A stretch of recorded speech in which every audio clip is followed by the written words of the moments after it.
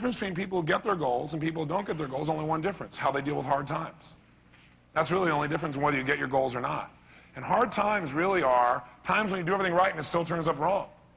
Times when you go out there and you plant all spring long, you followed through, you did everything everybody said, and you did it all right, and it still doesn't work. What happens then for most people is they get unbelievably frustrated or disappointed, or they feel rejected or depressed, or they add great words like devastated, humiliated. They push themselves into the ground. You know what happens? They don't know how to deal with the hard times, and so they don't ever get to really be in the good times. See, the hard times really benefit us. See, a lot of people are saying, well, we're going to go into recession now, we're going into hard times. You know what? I think, God, that's great. You know why? Because it's part of life. It's part of the cycle. It's just another season. And during the hard times can be the very best times. Because during the hard times, what happens for most of us is we get a little bit smarter during the hard times, don't we? Yeah, we take a look at what we're doing and we throw out what doesn't work. You know, during the hard times, we start being smarter, start being closer. During hard times, people tend to get a little closer together. They get a little closer to their Creator during hard times. Things are going well, they kind of forget that kind of stuff every now and then. Right? But when times are tough, people take a little bit stronger look. Remember I said the other day, when most people succeed, they party. When they fail, they ponder. When times are tough, people take a look at things, hopefully. People do one of two things. They either give up and feel bad, or they go, wow, what an opportunity for me to learn something. And I can tell you, hard times happen in a moment, and some of them last a little longer, but they've always benefited me. In my own life, the worst times I've ever had have always been the best times in the long run, because out of those, I've had the most growth. It's like a consolidation time. By the way, hard times is purely a perception, isn't it? Yes. During the hardest of times are the people who are having good times. How often could you have good times? All the time. Whether you have a hard time or good times inside your head. But when it seems more difficult, what you need to do is get more creative. When it seems like hard, what you got to do is flexible. And what happens is what's hard for somebody else becomes really easy for you. What's heavy and lifting a weight for one person is actually light for the other person. The only difference is one person has taken the time to develop the muscle. And once you got the muscle, what's hard for somebody else, easy for you, no problem. So to set goals is exciting, but to make sure you actually are going to live with them, you got to learn how to deal with hard times. And I'm big on making things easy and fun. So I developed something for myself that really turned my life around. Because years ago, back in 1983, I did a goal-setting workshop that I've done for years ever since, and it's somewhat similar to what you're doing here. And I set all these goals for myself, and they were huge. They're way beyond what I could ever imagine I could really achieve. But what I did is I got clear about why I wanted it bad enough. And I made it an absolute must for me. My goals became a must, not a what? Should. And when I made my goals a must, I didn't even know how I was going to do it, but all of a sudden I had to make it happen. And it was not just about me, it was about my impact on others, and everything exploded. My entire life changed. But I still went through tough times, but what kept me going through the hard times is one thing: vision.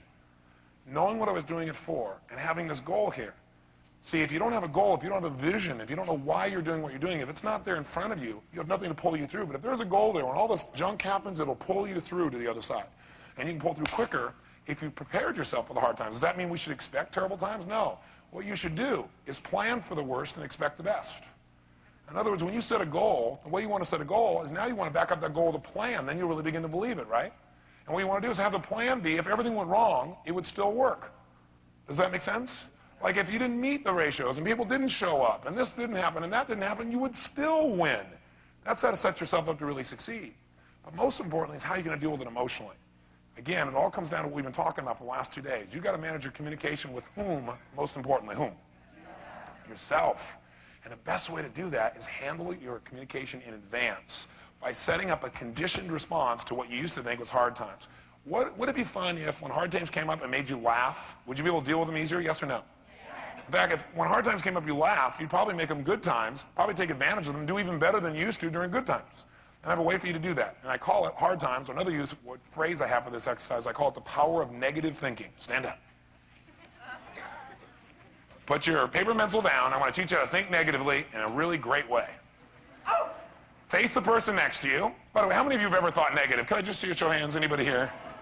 Good. So I want you to think negative. Shh. I want you to think negative. And I want you to do it, though, the right way. If you're going to be negative, you got to do it right. So when I say now, you're going to turn the person next to you, decide, first of all, who is person A and who's B between the two of you. Who's going to be person A, who's going to be B? How many want to play full out? Say aye. Great. Now, here's what we're going to do. You got to be playful and outrageous. So adopt the physiology of a playful, outrageous, crazy, fun person. Now, shh. Person A. Person A, when I say now, we're going to do some hard times. And we're going to enjoy every second of it. What you're going to do when I say now, person A, is you're going to turn to person B and you're going to tell them all the reasons why you absolutely will not achieve any of your goals. But you're freaking out going, what's the matter with you, Robbins? Hang on a second. Shh. But you must do it with unbelievable levels of enthusiasm, excitement, and grinning from ear to ear. Now let me show you what I mean. Shh. So you're going to turn to that person, and person B, your job is to listen with the biggest grin on your face you've ever had in your life. You are to clap and cheer for them and say, why else won't it work? Okay? And when they run out of reasons, shh. And when they run out of reasons why it won't work, oh, come on, why else? Why else won't it work? And you're to cheer them on. Your job is make sure they keep smiling the whole time. Make sure they keep enthusiastic the whole time. Don't let them go, well, I won't make it because somebody get in the way. No, go, keep them smiling, keep them laughing, keep cheering them on, okay, the whole time. So it might look like this. I might come to you and say, you know what, I'm not going to achieve my goals because I'm going to screw it up again like I've always done. And the other person goes, yeah, why else will you screw it up, right? You're going to keep doing that until I tell you to stop. Till you hear me start clapping. Until I start clapping, keep doing it. If you run out of ideas, you've got to enthusiastically come up with more. So you have unbelievable, unbridled enthusiasm, excitement, and you must smile the entire time when you say why it won't work. B, cheer them on. Ready? Go!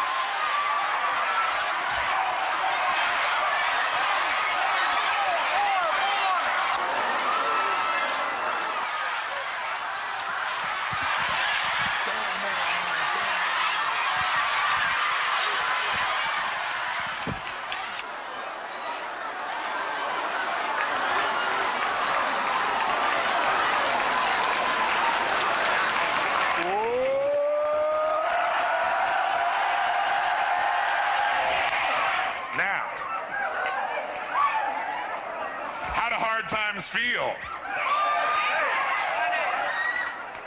Now, person A, I want you to think about all those reasons why it won't work and notice how you feel when you think about those things now.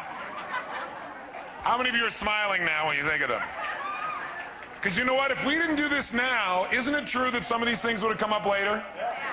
And so now what's happening? Shh. Now what's happening is you're attaching this funny feeling, this laughter feeling to that thought. Which means in the future, when you have it, you'll start to laugh at yourself, and immediately it won't be hard times. You'll know how to deal with it. Let's switch, only this time double the enthusiasm. Switch to the other person. Go!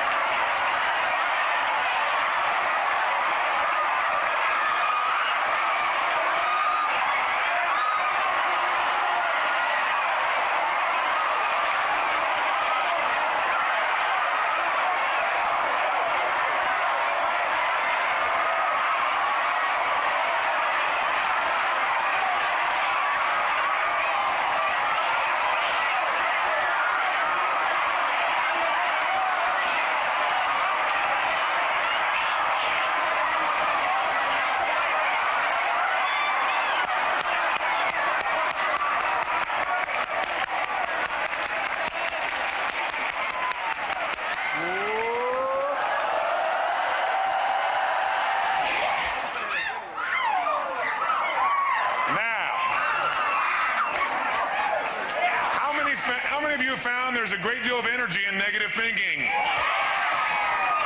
So next time you want to be negative, do it right. So from now on, if the office really feeling negative, say, hey, it's Tony, it's time for one of Tony's hard times. Let's go in here and do it. You all go right there in the middle of your office, and you do this for a good 2 or 3 minutes to talk about all the things that are screwed up in the office, and the patients are screwed up, and why it'll never work, but you do it with a huge grin the whole time, enthusiastically. Give yourselves all a hand. Nice job.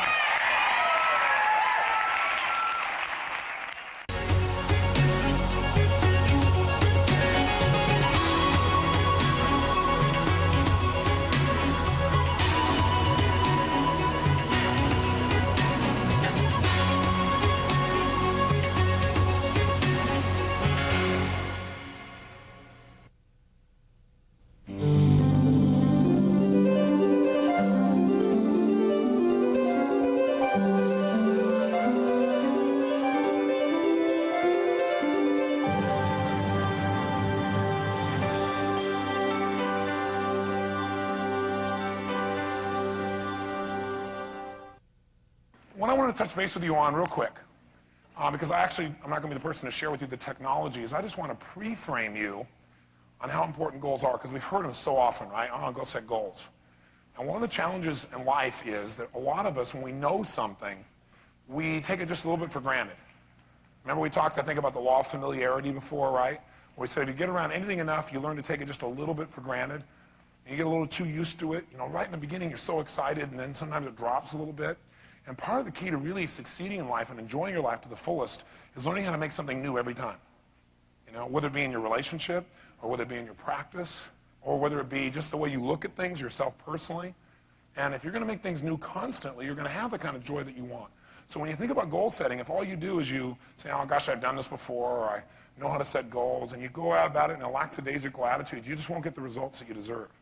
You got to go at goal setting and realize what goal setting really is. Goal setting is a chance for you to become more. That's it. See, goals are great for a variety of reasons. Number one thing happens is when you got a goal, you got something to focus on. And we found out earlier yesterday that whatever you focus on, you will what? You'll get whatever you focus on consistently. Not what you focus on once in a while. Now, because you have goals, does that mean you'll focus on them, yes or no? No. Once you have a goal, it's not enough to set a goal. You have a goal, and then you got to focus on it every single day and be asking yourself the question, how can we make this happen? And that's the value of things like the target boards, right? Where you're being real specific, real precise, real measurable about your progress towards something. But again, if you keep focusing on what if it doesn't happen, you got a goal and you keep thinking, well, what if it doesn't happen? You're not really focusing on the goal. You're focusing on your fear. And what you usually get is what you focus on. You'll get the very thing you're afraid won't happen. How many buy that theory? So goals are invaluable in that they give us some place to focus, because if we don't know where to focus, it won't happen. The second thing they do for us is goals give us a standard to live by.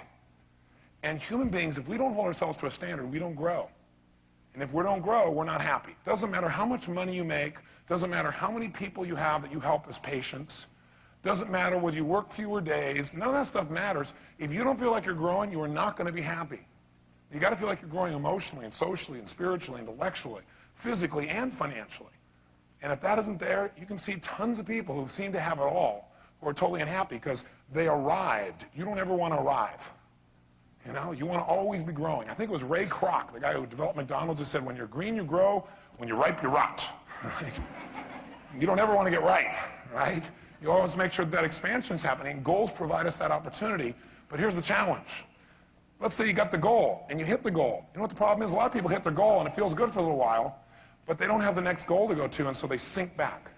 How many of you ever had that happen? You achieved the goal, and you didn't have the next one in line. So I'll give you a little hint on goal setting that I hope you'll remember. Not only will you set goals the way you're taught today, but in addition to that, I want to make sure that from now on, whenever you approach a goal, whenever you're approaching the completion of a goal, you should immediately set the next goals, even before this one is finished. The minute you get to approaching the completion of a goal, whatever it is, you're almost there, bam, immediately you should be setting the next one. See, you should always have goals that are far enough out there that you're always extending your grasp. You aren't catching on to it. See, when that happens, all of a sudden you lose your drive. And you don't want it so far out there that you don't believe it. There's that delicate balance, okay? So you got to always, when you get near to achieving this one, set the next one so you're extending. And why are we doing this constantly? Well, we want to make sure we're growing. We want to make sure we're expanding. We want to make sure we're becoming the kind of person that we're really going to be happy with. What you get is never going to make you happy. You get those target boards all day long, and they have all the money in the world, and you're still not going to be happy if you haven't done it together as a team and felt good about each other. If you don't feel good about the service you're giving people, if you did it in a way where you feel like you weren't being 100% supportive or honest, it's not going to work.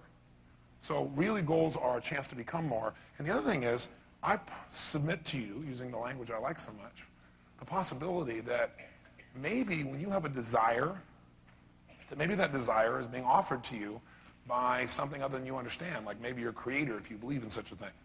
The word desire in Latin means de sire, of the Father. Interesting. And I submit to you the possibility that when you have a goal, when you have a dream, when you have a desire, the minute you have that desire, with that comes the wake to make that desire a reality. That in your brain you already have the ability to make it a reality, or you wouldn't have the desire in the first place. See, you wouldn't go to a kid and like offer him an ice cream cone and then take it away, would you? Right when he's about to take a bite? And I don't think whatever or whoever you want to believe created us this gift called creation for us, of us being here, would give us this ice cream cone, this desire, and then yank it away and not really give it to us. It's there. It's your job to get it out, how to make it happen. And I think there's something else that I have philosophically about goals, and that is, you think you're going for the goal, but you're really going for something that's much more. You know, when the bee goes screaming on in here and says, there's the flower, I'm going after that flower, attack, and thinks it's going for the nectar, and even gets the nectar. Is that the end? No, what happens while the bee's there busy trying to get its nectar? That's right. The bee's legs, what happens to the bee's legs? Some pollen gets stuck to the bee's legs. So now when the bee goes for the next nectar, zips over there, right? Goes for the nectar, what happens? Some of that pollen drops off. And sure enough, flowers expand and grow. And we see growth as a result of that, not just for the bee, but for the world as a whole. I call that a processional effect. When I drop a stone into the water, does the impact end when it hits the water, yes or no? No, there's this ripple effect, right? And it affects the entire pond. I'm here to tell you that when you set your little goals about, you know, we're going to go above this much above BAM, and you start saying, well, gosh, this is just about, you know, doing business or something. Maybe you ought to take a look at the impact of all that. What's the impact of you setting those goals and achieving them? How does it impact all kinds of people? And even if you just look at it economically, there's so much more than you're aware of to your going after a goal. But if you don't have a goal, you won't do it. You won't have a standard. A friend of mine took up running recently, and neat lady, and she wasn't very in shape. So she started out, and instead of making herself wrong or trying to run 20 miles, she said, you know what, today I'm going to run from here to the back of the room. I said, I'm going to get an achievable goal for me, right? And everybody laughed, and she did it. She goes, well, what I'm going to do is every day I'm going to run just a little bit further.